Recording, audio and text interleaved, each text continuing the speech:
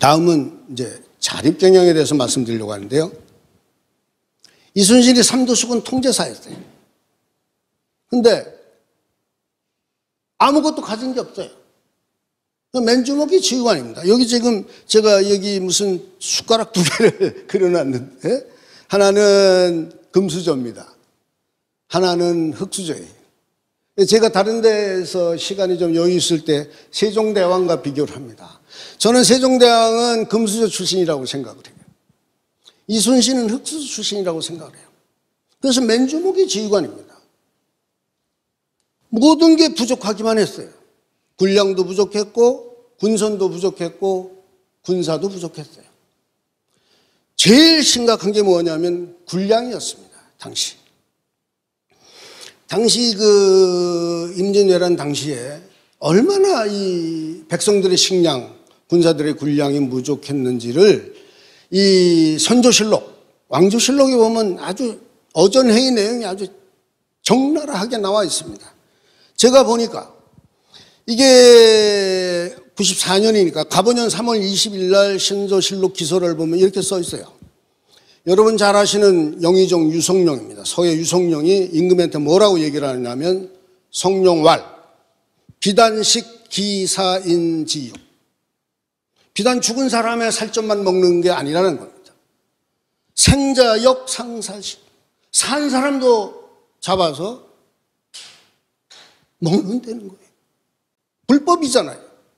그런데 포도군이 적어서 금지하지를 못합니다. 이렇게 얘기를 합니다. 근데 한술 더 뜨는 분이 있어요. 덕형왈. 덕형이 누굽니까?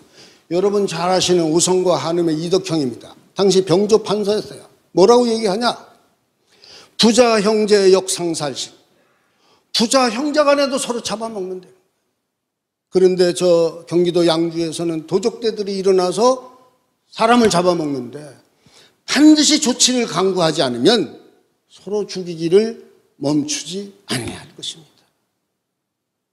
이런 기막힌 현실입니다. 식인을, 사람을 잡아먹는. 뭐 현대실록에 보면 식인한다는 이야기가 뭐 지금은 꿈 같은 얘기지만 뭐 무수히 나옵니다. 근데 이순신이 이런 상황에서 어떻게 군량을, 군사는 배고프면 싸울 수 없잖아요. 가만히 있을 수 없잖아요. 이순신. 한탄만 하고 있는 이순신이 아닙니다. 그래서 이순신이 임금에게 장계를 올려요. 청설 둔전장입니다. 둔전을 설치해서, 자기가 둔전을 설치해서 농사를 짓겠다는 거예요. 그 농사를 지어서 수확의 반은 백성들의 식량으로, 그 수확의 반은 군사들의 군량으로 쓰겠습니다.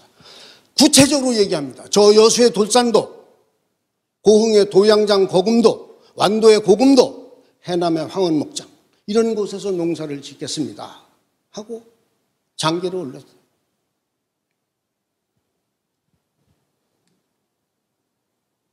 여기 이 사진을 보시면 이거 제가 찍은 사진입니다. 여기 여수 돌산도의 이 둔전이라는 곳인데 행정구역이 여수시 돌산읍 둔전이에요. 장계에 그렇게 나와 있어요. 이순신의 장계에. 이 돌산도에 가면 이 산들이 병풍처럼 둘러싸여 있고 아주 요새라서 적들이 쳐들어올 수 없고, 그리고 토질이 아주 비옥해서 농사가 잘 된다는 거예요. 그 제가 보니까 정말 토질이 비옥해요. 지금도 농사를 아주 잘 짓고 있어요. 그런데 임금 선조는 이 장계를 받고 망설이고 주저하고 있는 거예요. 뭐라고 얘기를 하냐? 한 달 뒤에 어전회의를 보세요. 지금 군사들이 다 죽고 없는데 무슨 군사로 농사를 짓겠는가? 이렇게 회의적인, 자조적인 발언만 하고 있습니다. 한술 더 뜨는 사람이 있어요. 호조판서, 권직. 호조판서가 누굽니까? 백성들의 식량을 책임져야 되는 주무부처 장관이에요. 그럼 뭐라고 얘기를 합니까? 신은 이순신이 장계하는 이 둔전은 반드시 성공하지 못할 줄 안다는 거예요. 안 된다는 거예요. 아니, 밀어줘도 시원치 않을 때, 서포트를 해줘도 시원치 않을 때 발목만 잡고 있잖아요. 탁상공론만 하고 있잖아요. 그래 이순신이 거듭거듭 장계를 올려서 이렇게 농사를 짓습니다. 그런데 여러분 생각해 보세요. 전쟁 중에 아무리 농사를 짓는다 하더라도 식량은 여전히 부족하죠. 그러니까 이번에는 싸움이 없는 날에는 물고기를 잡아요. 소금도 구워요. 질그릇도 구워요. 그것들을 내다 팔아서 군량으로 바꾸는 겁니다. 그래도 군량은 여전히 부족합니다. 그래 이번에는 이순신은 아주 기발한 경제 조달 정책을 개발을 해요. 이순신은 경제의 교환 이론을 아시는 분이었대요. 기브 앤 테이크. 해로 통행첩이라는 걸 발행을 하는데요. 당시 이 남해안 서해안에는 피난민들이 피난선에다가 양식을 가득 싣고 돌아다녔어요. 왜냐하면 육지에서는 계속 연전연패, 패하기만 하니까 연전연승하는 바다로 이순신에게로 가야 산다는 거예요. 그래서 식량을 싣고 바다를 떠돌고 있어요. 이순신이 해로 통행첩을 발행을 하면서 그 피난선들에게 보안을 지켜주는 대가로 해적 행위의 우려가 없는 배, 또 간첩 행위의 우려가 없는 배 안에서 큰 배는 3섬, 중간 배는 2섬, 작은 배는 1섬. 이렇게 해로 통행첩도 바꿨더니 불과 열흘 만에 쌀 1만 석을 모았다.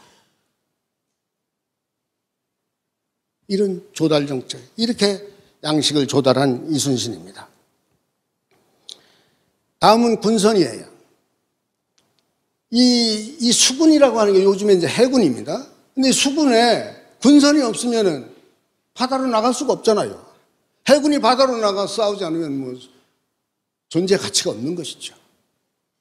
그런데 전선이 없는 거예요. 배가 없는 거예요. 이순신이 아까 말씀드린 대로 1년 2개월 전에 신묘년에 전라 우수사로 부임을 해서 가서 봤더니 배가 없어요. 판옥선이 장부상 30척인데 쓸만한 전선이 5척밖에 없다는 거예요. 임진년 초에 조선수군 전체 3도에 충청, 전라, 경상 3도에 배가 전선이 100척에서 120척이에요. 근데 일본군이 몇 척이 쳐들어왔습니까? 700척에서 1000척이 쳐들어왔어요. 중과부적입니다. 그 임진년 1년 딱 싸고 나서 이순신이 무슨 생각을 했겠어요? 배를 더 만들어야 되는 거예요. 그 이순신이 임금에게 또 장계를 올려요. 제가 전선을 250척을 만들겠다는 거예요. 장계를 올려요. 구체적으로 올립니다. 저 전라 우수에서 90척, 충청 수에서 60척, 전라 자수에서 60척, 경상 우수에서 40척. 250척을 만들겠다는 거예요. 이게 어떻게 가능합니까?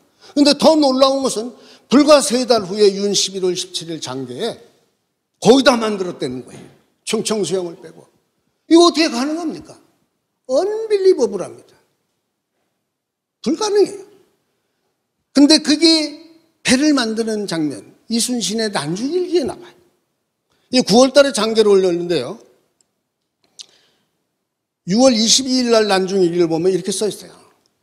전라 좌수용 오관오포에서 목수, 배를 만드는 목수, 여기 2장이라고 이렇게 나와 있죠. 2장 214명. 이게 배를 만드는 목수입니다. 목수 214명. 배를 만드는 일꾼 209명. 이렇게 오관오포에서 500여 명을 모아서 배를 만들고 있어요. 근데 더 놀라운 것은 바로 그 다음날 일기에 뭐라고 써 있냐. 아침에 목수들의 인원 점검을 했더니 한 명도 결근 작업되는 거예요. 더 중요한 얘기. 신선 본판 필조. 새로 만들 배의 본판에 밑판을 다 만들었다는 거예요. 이 배를 만드는 장면이 계산년 2월 달부터 나와요. 그러니까 이순신은 9월 달에 장계를 올렸지만 벌써 2월 달부터 배를 만들고 있었어요. 현장 지휘관으로서. 배가 없으면 안 되니까, 수군이. 이게 지휘관입니다. 누가 시켜서 하는 게 아니에요. 리더는 누가 시켜서 하는 게 아닙니다. 위기에 처했을 때 자강자립할 수 있는 그런 정책을 개발해내는 거예요. 그래서 어떻게 됐습니까? 정유년에는 어떻게 됐어요? 지천량에서 12척 뺐고 명량에서 13척 가지고 싸웠잖아요. 그 노량해전 때 보면은 60여 척이 싸워요. 명량해전이 끝나고 수군을 재건하면서 불과 2-3달 만에 고화도 고금도를 거치면서 50척을 건설을 해요. 이것도 불가능한 거예요. 배를 만들려면 여러분 선제봉산이라는 게 있어요. 나무를 키우는, 배 만드는 나무를. 저 나주, 강진 영광 이런 데서 그 큰 나무를 베어다가 운반을 해서 그 조선시대에 그 배를 만든다는 게 이게 쉬운 일이 아닙니다. 그렇게 보면 당시 조선시대에 우리나라가 배를 만드는 그런 기술이 대단히 뛰어났다 이런 생각을 하면서 저는 이제 정주영 회장 생각을 하는 거예요. 응? 하면 된다. 도전의 아이콘 아닙니까? 여러분 정주영 회장의 전설 같은 일화 얘기는 다 아시잖아요. 현대미포조선소를 지을 때 아무것도 없었어요. 그 돈이 있어야 되는데 조선소를 건 사람 아무도 돈 빌려주는 사람이 없습니다. 나라에는 돈이 없고 일본, 미국 가서 다 거절당했어요. 정주영 회장이 영국에 가잖아요. 마크레이 은행에. 그 빌려달라고 그러니까 비웃는 거죠. 조롱하는 거죠. 뭐 무슨 변변한 조선소도 없고 너 큰 배를 만들어 놓은 경험도 없는데 무슨 조선소를 이렇게 크게 짓겠다는 거냐. 그때 정주영 회장이 자기가 하신 얘기예요. 어디 중앙대 어디 강연할 때. 자기가 가져간 게 미포 백사장 사진 한 장하고 응원분의 일지도 한 장하고 가져갔어요. 그래서 그렇게 부정적인 발언을 하는 그들에게 딱 주문해서 꺼낸 게 뭐냐?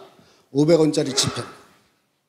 거기에 이순신과 이순신의 거북선이 쫙. 영국 사람들한테 당신들은 배를 언제 만들었냐? 1800년대 19세기에 만들었어요. 우리는 1500년대 16세기에 벌써 이런 전투선을 만들어서 일본 놈들 아주 싹 다 부셔버렸다. 우리나라는 이렇게 조선 산업에 대해서는 아주 DNA가 흐른다. 축적된 기술이 많다. 이렇게 해서 차관을 얻어서 오늘날의 현대중업, 세계 제1의 조선소가 생겨요. 저는 이순신의 이런 그 자강 자립하는 맨주먹의 지휘관의 마인드가 이 정주영, 오늘날의 기업가들에게, 맨주먹의 CEO들에게 귀감이 되지 않는가, 뭐 이런 생각을 합니다.